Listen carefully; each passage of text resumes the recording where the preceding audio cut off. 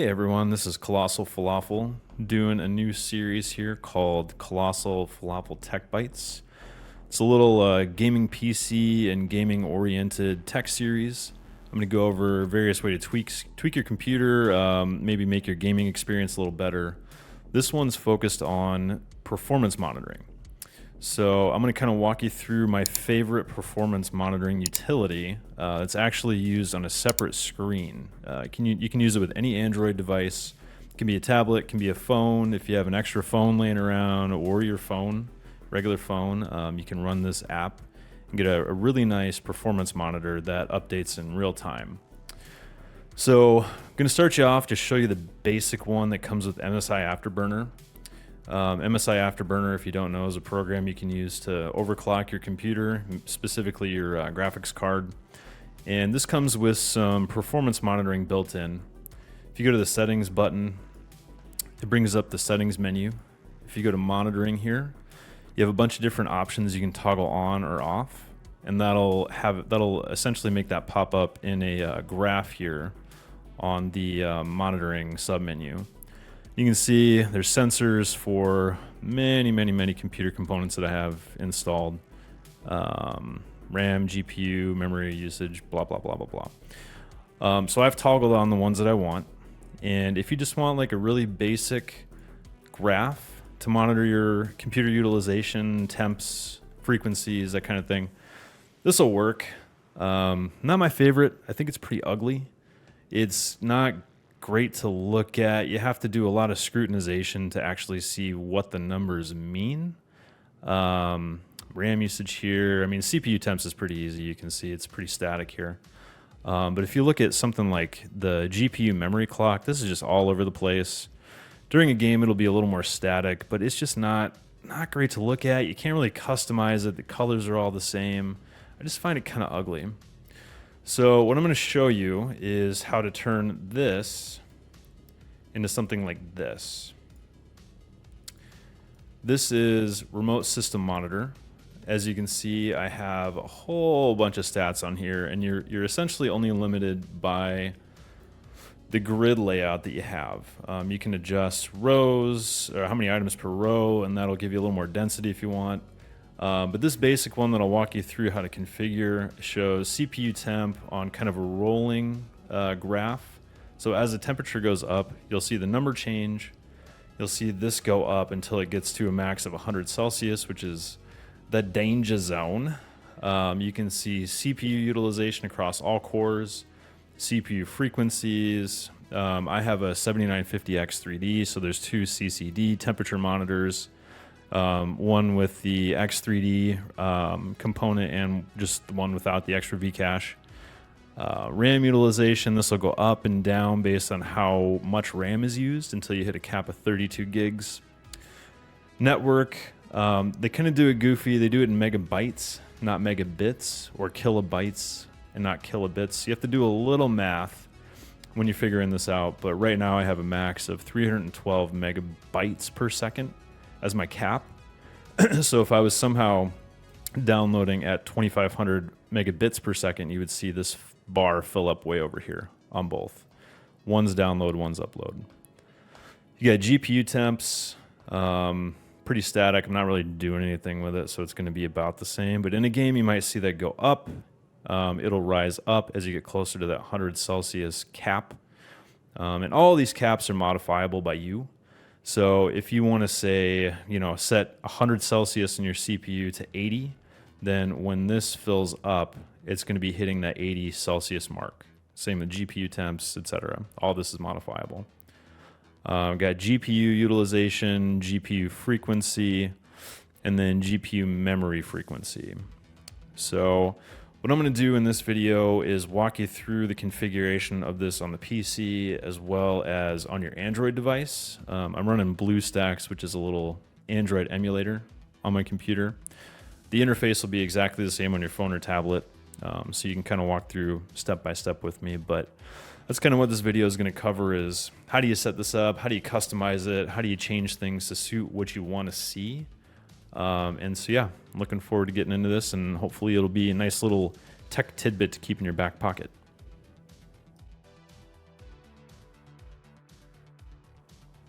Okay, so this section is going to cover installation from the PC side.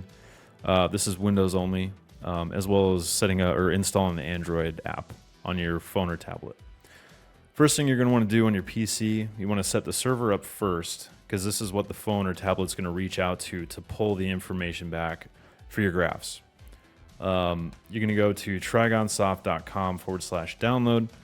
I'll leave a link in the description, obviously. You can also just Google search remote system monitor download, and it should be the top result.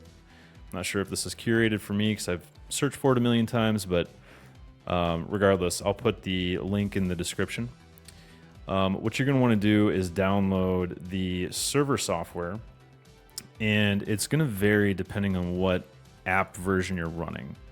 If you have a more recent device and it's keeping up to date on your Android device, you're going to probably have the more recent version, and so you're going to want to go with this top cluster here.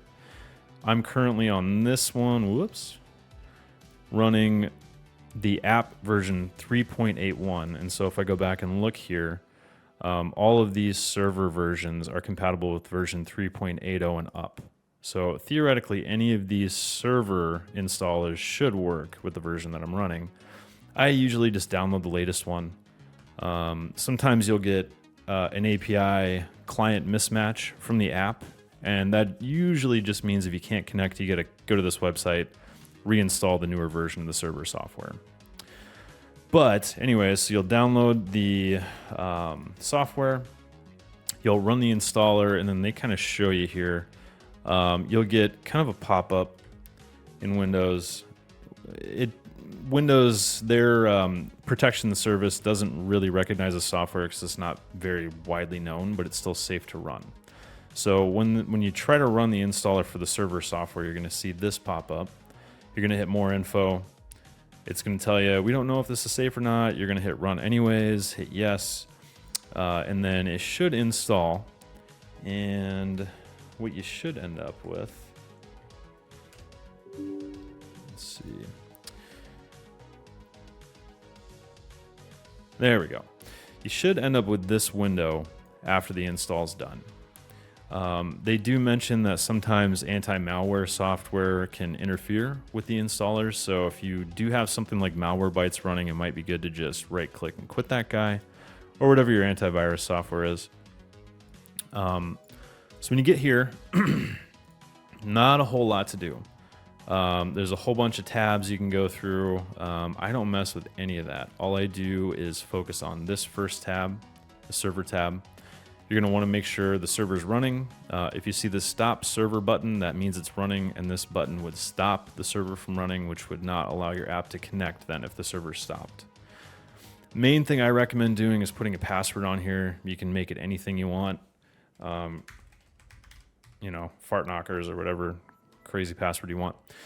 Save the password, and then when you get into the Android app and you try to connect to that computer, or the server, it'll prompt you for that password. You just plug it in. You can save the password on the app, and you never have to do it again.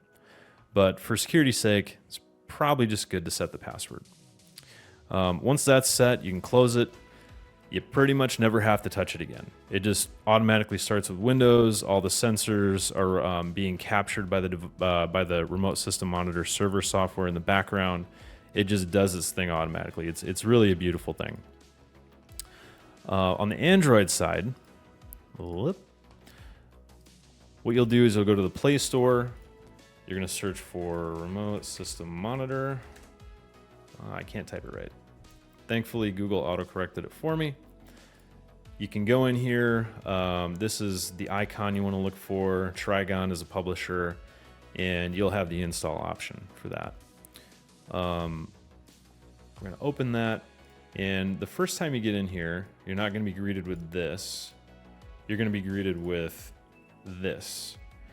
And what this is going to do, when you're connected to your same network as your PC, your gaming PC, it's going to automatically reach out on the default port that remote system monitor uses, and it's going to find your PC.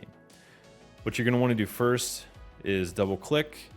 Since I've already saved my password, it didn't prompt me, but you should see a password screen pop up. You type in your password, hit save, And this is how it kind of just defaults to looking at your computer. So these are all the different sensors that are being pulled in by the software. You can see voltage, clock, temperature, load, blah, blah, blah, blah, blah. You can scroll down, see all the things you want to toggle on and off.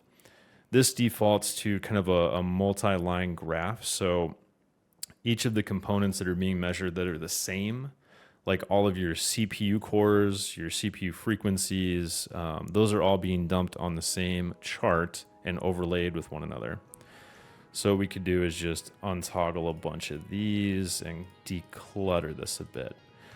You don't have to do that. We're not actually going to use this screen, but it's just good to know how the sensors work and how they're pulled into the program. So you'll see all the same stuff when you actually go to make your graph or your charts that you're making, whatever they are.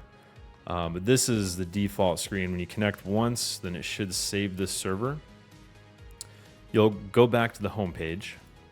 There we go. And what you're going to want to go to is dashboards. This dashboard is what you're going to create. I have mine saved.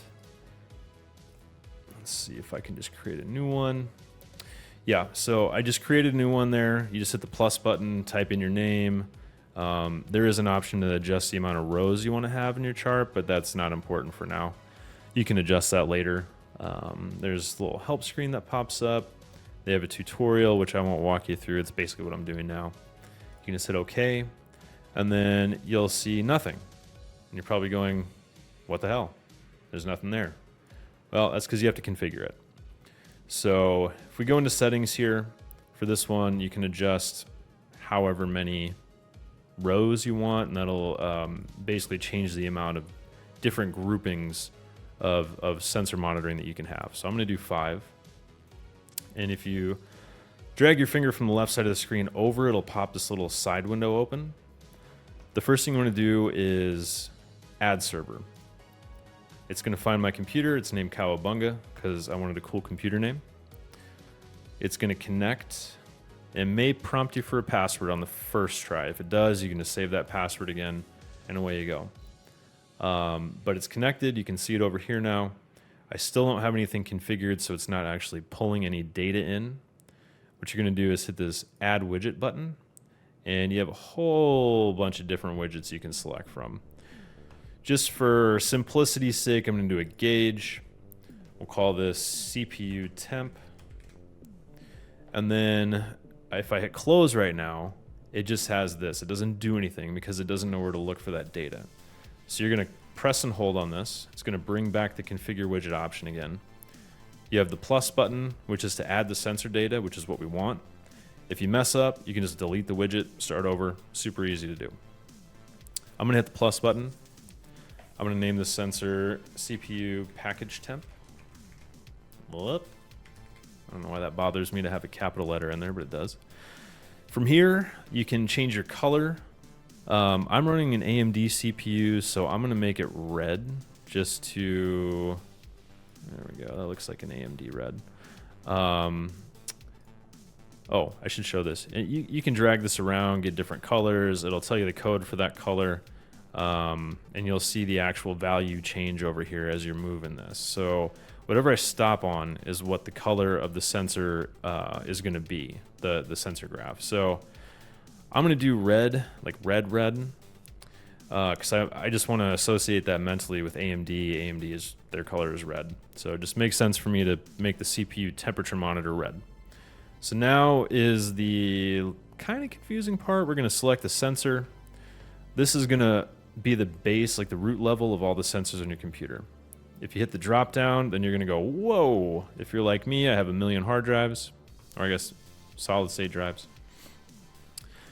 You can drop them down. You'll get all the different, like this is network. So it shows me all the different networking devices. Drives are the same. If you drill down, you can, pick various sensors from each of those individual drives. I am doing CPU package temperature, so I'm going to drop my processor one down here. And because this is a massive CPU, I have a ton of different options I can select from here. But the one that I'm looking for This is package wattage. It's close, but that's not what I want. So if I keep scrolling down, you can see these are each of the individual cores and all the different options you have with them. What I want is package and the thing that looks like a thermometer. So I'm going to click that. Now that it has that sensor, it knows kind of what the values are that it's looking at. It knows that it's going to have a minimum temperature and a maximum temperature. It defaults to Celsius because that's the smart way to monitor temps on a computer. And I'm going to set a maximum of, we'll say 90 Celsius. So now the minimum value where this is going to be on this side of the little gauge is going to be when it's at 0, which never happens unless it's off. Over here is going to be 90 Celsius. So if I see the gauge fill up all the way over to here, I'm in trouble. So I'm going to go back, close that. I'm going to close it again, and we're going to see this populate. So this is now exactly where the temperature is for my CPU. It's 47, 48 Celsius. Not bad. I'm running OBS. I'm running BlueStacks. I have a bunch of stuff running in the background, you can see. So it has a lot of stuff going on, but I'm not gaming. I'm not like, crushing this thing with anything super difficult. So the temp's pretty decent. So that's widget number 1, right? Pretty useful. Now, if you're looking on your phone or your tablet, if you set it up underneath your computer screen or off to the side, you can quickly glance over and easily see where the gauge is at, what the temperature is. The number is very obvious. And the name is right here. So you know at a glance what you're looking at, and you don't have to worry about going back to MSI, excuse me, MSI Afterburner and going, where's my CPU temp? Okay, it's here. It looks kind of like it's in the middle. Okay, if I go over here, it looks like it's at 50. No, we're not doing any of that. We're just looking at this. Very easy that it's in a safe temperature range. Okay. Next, let's say you want to monitor RAM utilization. I think we can do probably a single graph for this one. So we'll call this RAM util. Just shorten it for utilization. Same thing. I like that color, so I'll probably leave it at the default. Just name this the same thing, RAM util. And now we're going to go back and select that sensor. So you never know if you have a bunch of stuff running, if you have a memory leak, something like that, if your computer starts running really shitty, you can easily glance over at that RAM utilization chart or graph, and you can go, oh, I have 99% utilization on my RAM. Maybe I need to figure out what's clogging that up and free up some RAM so my system will run a little better. So to do that, mine's just called generic memory. Yours might be different depending on what brand you have and how the sensor interprets the name or the brand. So we're going to go in here and we're going to see a bunch of different options. We don't really care about virtual memory. That's not really a thing that's a problem anymore. What we want to look at are these top two, the one with the 3 squares. So you got memory used, memory available, and this one should be memory frequency, which might be good to look at, but it kind of stays the same, so probably not. So we'll do memory used. It's going to, again, default to some sort of value. This is bytes, which is not very useful. This would be like some ungodly multiple of 32 gigabytes. I can't even do the math in my head. It'd be like 32 billion or something.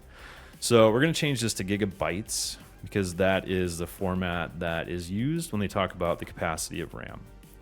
So I have a 32 gig RAM kit. So I'm going to set the max to 32 because that's all I have. I'm going to hit back.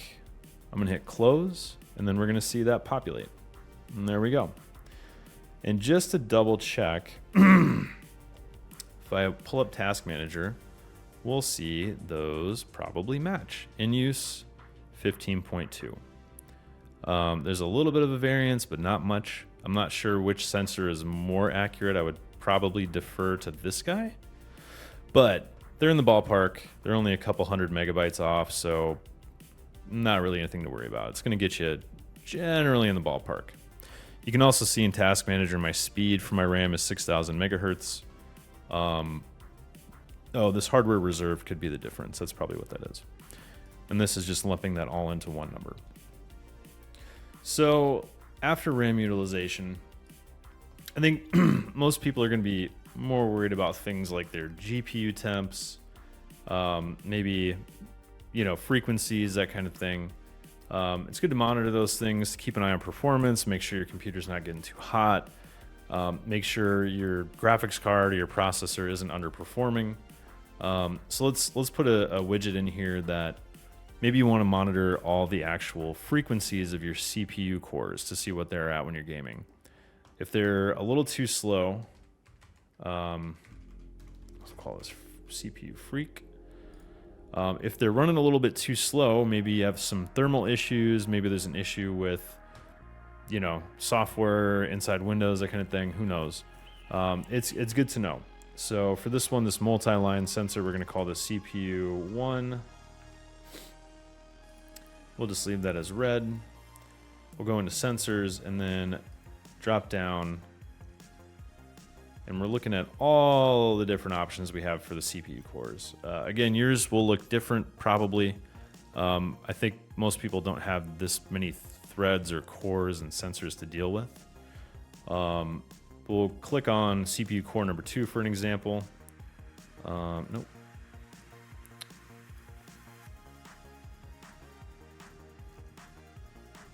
Let's see. There we go. That's what I'm looking for. So core 0, this up and down line, that's the frequency one. That's the one that I was trying to find earlier. Starts out with min of 0 megahertz. Luckily, it's megahertz. You don't have to do any weird math in your head. I'm going to set a max of 6,000 megahertz on here. And let's see what that looks like with just one core. So it's going to pull that, and that core right now is running at 5,040 megahertz, or about 5 gigahertz. That's great.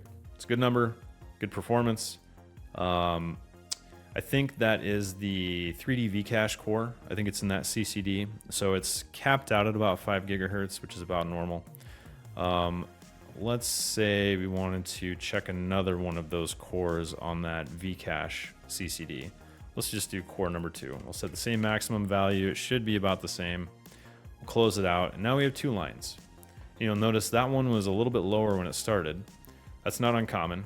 The way Windows handles the different processes, it'll drop them on certain cores and maybe not others. So you'll see some of these cores be high, some low, maybe some highly utilized, some not utilized at all. What if we want to start monitoring something on the other CCD though, the one that has the faster cores that don't have the 3D Vcache? Well, we'll just call this, we'll just not even name it. The color, we'll leave it gray. It doesn't really matter. I should note that when you have multi gauges in one widget, it will automatically roll over to an unutilized color, in my experience. So you don't have to actually go in every single time and change the color. If you don't care about the colors, it'll differentiate them automatically, and you'll just see a bunch of different colors going up and down, which is totally fine. We'll select sensor. We'll go back down into processor. We'll scroll down here, and we're going to look at cores 15 down to 9, I believe, are the faster CCD. So we'll go core 11. I'm going to set the same 6,000 megahertz cap on that. We'll close it out. And there we go. Now we're up into the 52, 53, 5400. So you can see it helps to have the right cap, because it'll give you that gap in between where you're at and the actual max frequency. I don't think I've ever seen this higher speed CCD have any cores that go up beyond 6 gigahertz. I'm running a Noctua NHD 15, so it's like a massive air cooler. Keeps it pretty cool, but I haven't messed with overclocking, undervolting, anything like that. So speeds are usually under about 6 gigahertz, usually above 5. Let's just add one more in there for good measure. So we'll scroll all the way down, all the way down. You'll probably have something like 8. If you have an Intel chip with efficiency cores, you might see something like 20, but it's not going to be ridiculous. And you'll see it change the color automatically again. So now we'll close out and we'll see that next core on here. And you can kind of see them go up and down as the OS or chipset kind of throws different work at different cores. The larger version of this graph that I pre-built has all of them, so you can kind of compare it here.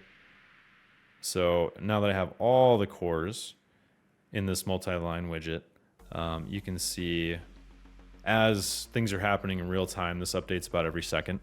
You'll see those go up and down, up and down, up and down, but it's just kind of a good visualizer of what's going on with your processor.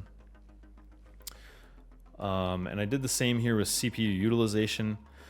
You can see that the second CCD is where most of the work is being done here, probably because of the BlueStacks virtualization and OBS running. If it was a game, you would see more of these 3D Vcache cores being utilized by the game, and they'd be higher, and these would be down to like 0. That's how AMD's chipset driver handles the 3D Vcache when you're in a game. It throws all of the game processing at the cores with the extra Vcache because it's supposed to improve frame performance in a lot of games. Okay, back to here. And you'll see this sometimes. It'll automatically reconnect. I've never had a problem with it reconnecting unless there's like an API mismatch. So that's kind of the basics. I don't want to like beat a dead horse here, but I do kind of want to walk you guys through the different sensors and the different options that you can roll with when you're doing this. We'll just call this TIAST test.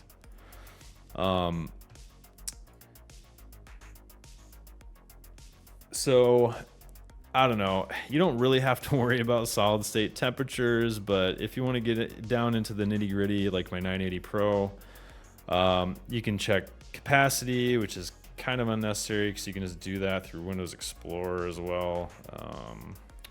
You can kind of see just at a glance here. So I don't really do that. Temperature, sometimes, I mean, they don't really get hot because they all have heat sinks on them. Read rate and write rate might actually be something to keep an eye on, because you can kind of see, you know, is my M.2 drive actually like, you know, pushing real hard? Is it writing too slow? Is there maybe a problem with the drive? That kind of thing. And all of these solid state drives, M.2 drives, they all have varying sensor data that's being pulled in by the program. So like the Western Digital Blue, for example, has an entire disk IO submenu that you can choose from, along with all the rest of these options. And that's pretty much the same with like a lot of these. All the drive metrics and sensor data is probably going to be about the same. Yeah, this drive's drop down is more just about utilization, which again you probably won't use. But then the motherboard also has some stuff in here. I generally don't use these. Fans, temperatures, voltages, I don't really give a shit about any of that. It's just, it's too granular for me. I just want to know, is everything running about like it should? So I don't mess around with the motherboard sensors that much. Probably the most important one is going to be your CPU and your GPU. Those are the ones that I would encourage you to focus on, because that's where the bread and the butter is when it comes to gaming. So if I want to check my GPU core frequency, I think I have a 4090. I think it can go up to like, I don't know, mid 3000 megahertz. So I'm going to set that to 4000. I'm going to change the color to green because it's NVIDIA, and that mentally, just my brain associates that color. It's easy out of the peripheral to catch kind of what it is. And since I'm not in the game, this is going to be pretty low. But you can see it's scrolling across here with every second the sensor updates. It's pushing this over and over and over and over. And eventually it'll fill this up and it'll just continue rolling through whatever the latest value is for that. So when I'm in a game, typically this will be up here, probably about maybe like 3000, maybe 3200 megahertz, depending on, I wonder what my overclock is. So I have in MSI Afterburner a plus 180 megahertz on the core clock of the GPU and plus 1000 on the RAM. So that would probably put it with their boost at about 3200, maybe 3100 megahertz. So GPU frequency is important. We'll throw another quick one on there. We'll do GPU temp. And again, I'll probably make this green as well, just because I like green and it's NVIDIA. Let's see, GPU temp. Once again, we drill down, we pick the graphics card, and we're looking for that little thermometer icon. Click that guy. Max at about 100 Celsius. It'll probably never get there because the heatsink on it is ginormous, but whatever. 100 C is usually my cap that I put. And now again, if you look at your phone or your tablet and you set this up, super easy to tell if your GPU is getting way too hot or if it's in the safe zone, right? 42, that's nothing. It's not really doing anything. But at a glance, if you're looking away, if you're in the heat of the moment in a game and you're like smelling something smoky and you're wondering if your graphics card is burning up, just glance down here, take a look at this chart, and you'll know exactly what the temp is. I'm going to add one more on to show you what it looks like when you fill up a row and you add another widget on top. So we'll do just probably a single graph again. Let's make this like another purple color. There we go. And I'm not sure what this is, so I'm not sure what I'm going to call it yet.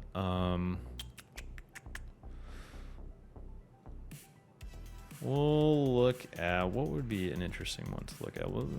GPU power. I wonder if there's a better one for that. Let's see. GPU package wattage. There we go. That's an interesting one to look at.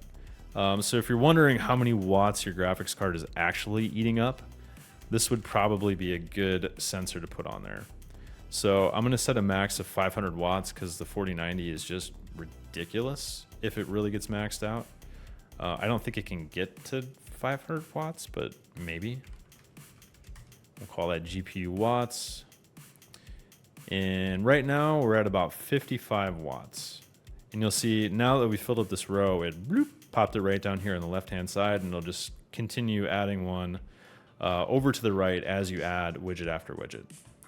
So if I was gaming, this would probably be up, like Call of Duty, for example, pushes into the 300 watt range. But doing what we're doing on the desktop, it's nothing serious. And I'm going to add one more for the CPU wattage, just to kind of get an idea of what that looks like. We're going to make it red again. There we go.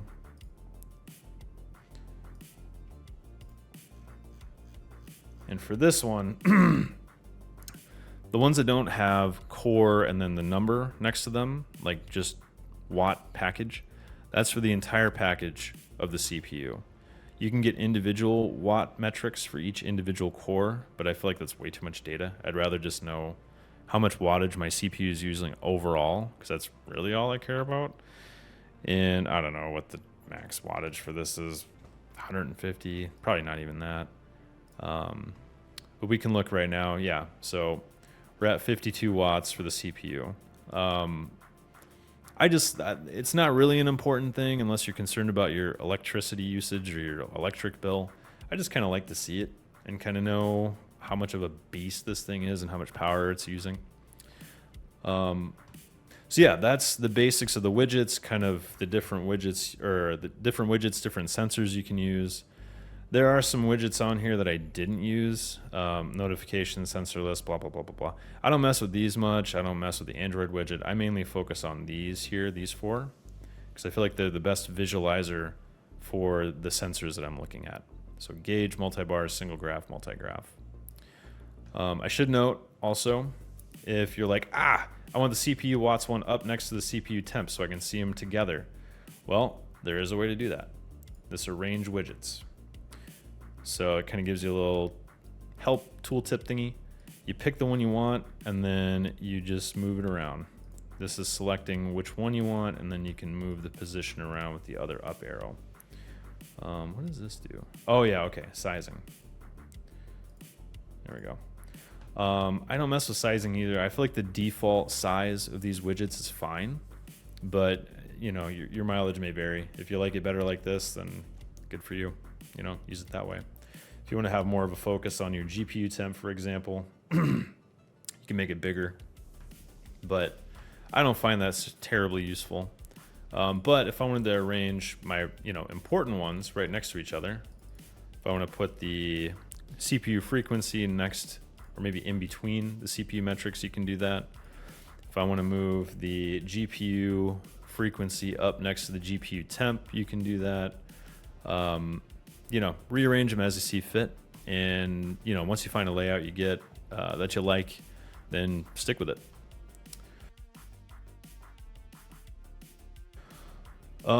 So you can close this. That'll remove the arrangement portion of the configuration.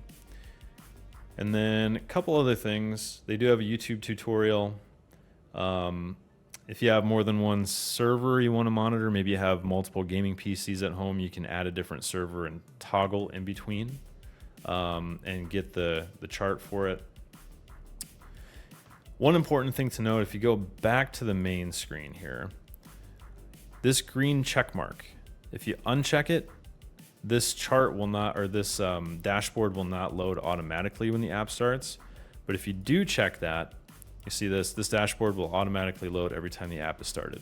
Note that the dashboard will not be loaded if the app is resumed. So what that does is if you close the app, let's close this guy, and I reopen it, boom, right back here. I don't have to manually connect to anything. I don't have to launch anything in particular. This should automatically reconnect to my system. No, I don't want to remove that.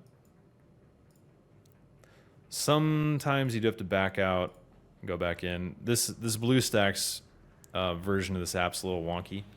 I've felt like the live Android apps on a phone or a tablet are much more consistent in loading properly when you launch the app. But if it ever doesn't, click back, go to the dashboard screen, click on your dashboard, boom, you're right back in.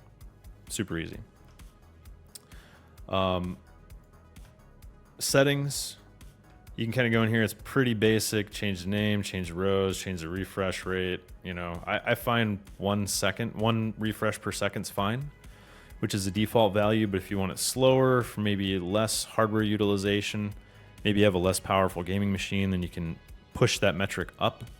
The less polling it's doing, the less CPU utilization it's going to have, and theoretically, the more bandwidth you're going to have for gaming. But I leave it at 1. Let's see here. Anything else I should point out? I'm going to go back. When you're at the main screen here, switching between server and dashboard, if you click the context menu button up here, there's 2 important things. One is the settings button. I like the dark theme, just my preference. If you're psychotic, you can change the temperature value to Fahrenheit instead of Celsius, but I don't recommend doing that because, you know, I'm not an insane person. You have a couple of screen options. I just leave these default. The important one to look at here is export configuration. BlueStacks is not going to allow me to do this properly, but typically if you click this, what I would suggest is install Google Keep, which is a note-taking app that ties to your Gmail account. And when you have that installed, you can hit this export button. It'll say, well, it tells you right here, Google Keep is an easy solution. Hit OK. You'll pick Keep Notes. And what should happen when I click this is it should pop up Keep Notes with a huge string. I'm talking probably 1,000+ characters. And that's the actual configuration data for the dashboard that you created. So let's see what happens here. There, it all worked. Perfect. So this is the ridiculous string that I have. This is the dashboard that I just created. So this looks like a bunch of gobbledygook crap. Doesn't mean anything to me, but if I save it, okay. Let's see if it actually saved it. Oh, it did. Very nice. And it crashed. Okay. What you can do though is if your phone gets wiped or something crazy happens, you can use this import button. And what you do is you copy. Let's see if it'll actually open. Nah, it's not going to open. You take that big long string that we just looked at, you copy it out of Google Keep, paste it into here, and then you hit this import configuration / dashboard, and that'll automatically recreate this dashboard. You don't have to manually put it all together again. It should be noted, if your computer name changes or you reinstall the server, you can re-import all these widgets, but you have to go back in manually and point them to the sensor that you want to use, which is kind of tedious, but it's usually a once and done kind of thing. But it is handy. I've used this import feature quite a bit, and it saved me quite a bit of time configuring this, really. So yeah, settings, same settings menu we looked at before. The donate button, if you value what they're doing here, they do accept donations. This is free software. I would encourage anyone to donate to them if you download this and find use for it, or if you find it helpful. Donations help to keep any project going that's open source or free. So if you ever want to check what version you're running to validate which server software you need to download, you just click this About button, and it'll show you which Android app version of Remote System Monitor you're running. And there's a couple of little things to note in there. So yeah, that's kind of the ins and outs of the software. I found this a couple years ago, and I use it every time I game. Not exaggerating. I have a tablet as a second screen or a third screen. I just run this when I'm playing games or streaming or whatever, and just lets me keep a really close eye on my computer metrics, my temps, my frequencies. You know, if one of my games is running shitty, it's super easy for me to look at that and go, oh, well, my wattage is way too low, my temps are way too high, my frequencies are off, whatever it is. At a glance, it just makes it very easy to do. And I just think coming from something like this is just, I mean, look at these side by side. You know, it's not hard to tell which one is better visually, and also easier to identify what's actually going on. Like, this is just, I mean, it's great that they built it in and it's useful in its own way, but compared to something like this, it's also free.